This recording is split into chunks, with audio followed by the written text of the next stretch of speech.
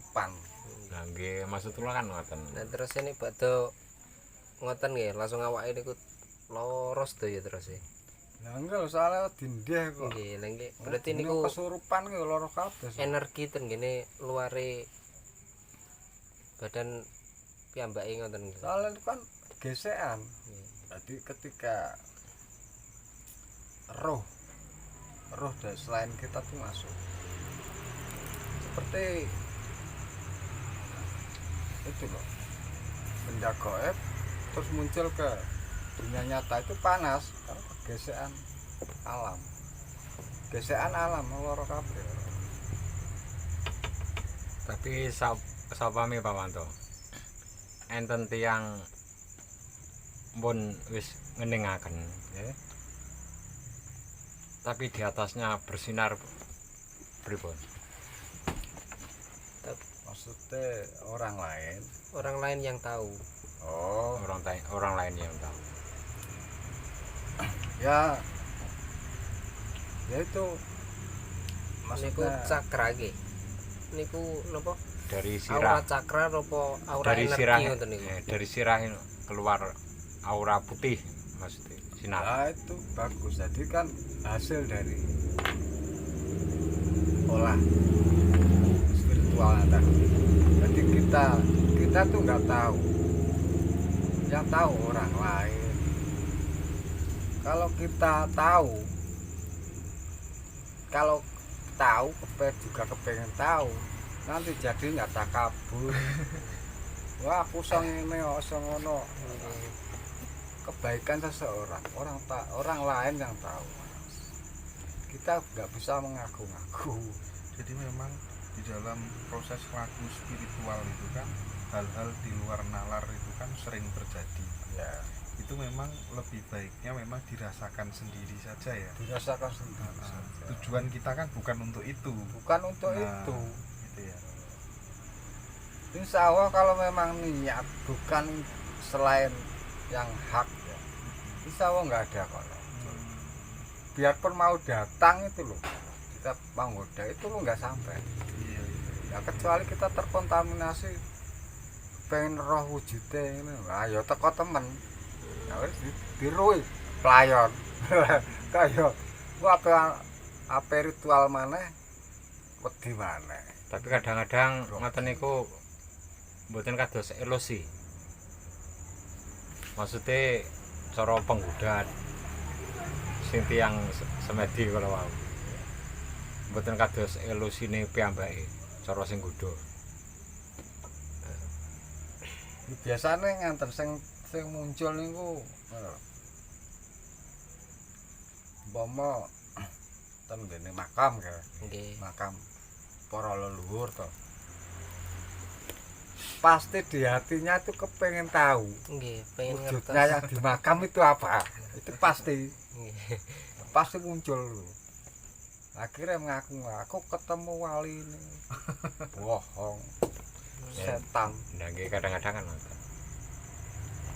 Ya itulah banyak yang tersesat sayangnya.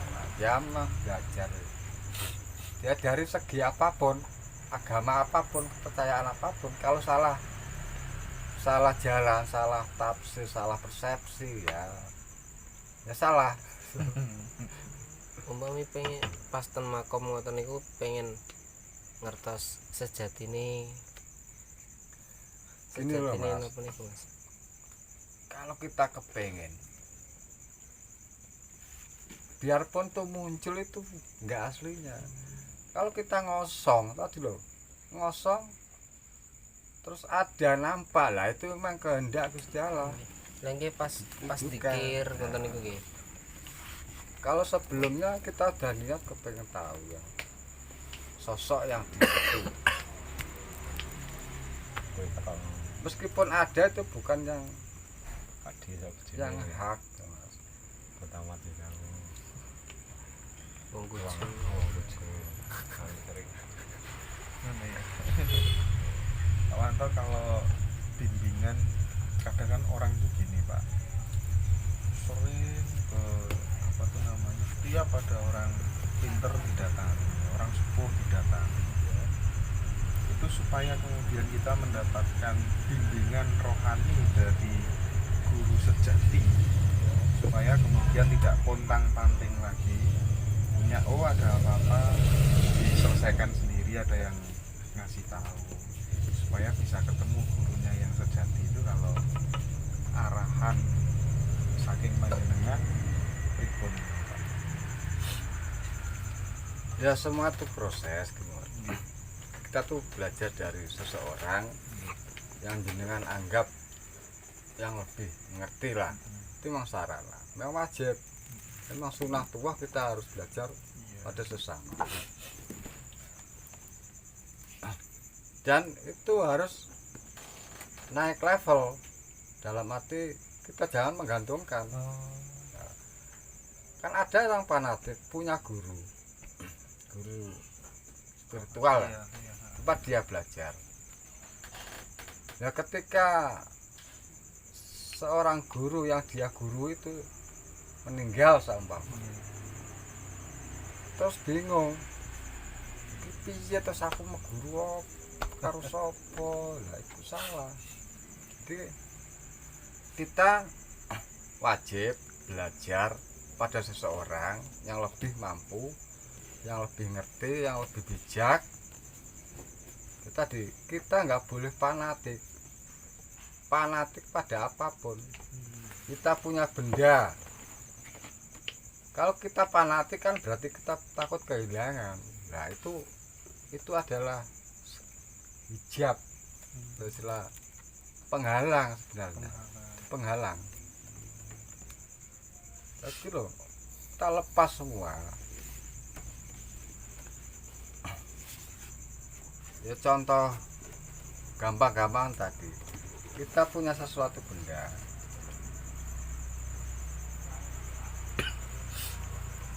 ibarat gini ya, saya kasih contoh, anak kecil, bayi lah, ketika belajar merangkak, dia nggak peduli itu ada lubang, itu ada tai, karena nekat. Kita juga gitu, nggak usah takut nanti dicemooh orang, nggak usah takut nanti masa depan suram. Nah itu penghalang semua. Tapi anak kecil tadi belajar merangkak, terus belajar berjalan, nggak takut depannya tuh ada lubang, ada tai, diinjek mas. Nggak takut, kan nggak takut tadi, ya keren cepat bisa jalan, bisa berdiri, bisa berjalan. Begitu juga kita, apalagi belajar spiritual, untuk menemukan yang sejati lah, hidup yang sebenarnya hidup, atau Tuhan yang sejati. Satu, kita wajib belajar. Sarana belajar tuh sekarang tuh banyak. Beda kalau dulu orang masih nggak bisa baca tulis, hanya berdasarkan wejangan. Sekarang kan banyak sarana-sarana untuk belajar tuh, entah tuh membaca, dari membaca bisa mendengar, ya, mendengar dari wejangan-wejangan atau omongan orang sekitar kita. Nah belajar itu pun enggak, ketika kita sudah melewati sesepuh, orang yang kita anggap sepuh lah, yang lebih paham, kita belajar melepas bukan berarti kita memutuskan silaturahmi, bukan. Kita belajar mandiri tadi, secara tidak langsung kita belajar pada lingkungan. Nah belajar pada lingkungan tadi, kita bisa semisal ada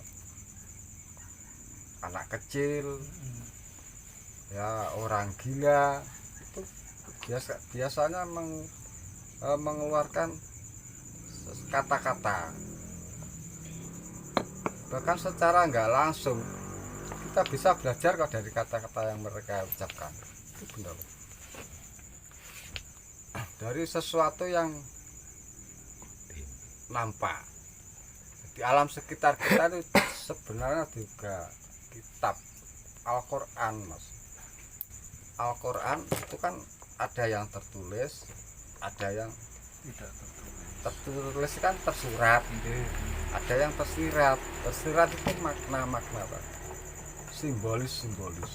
Qadim.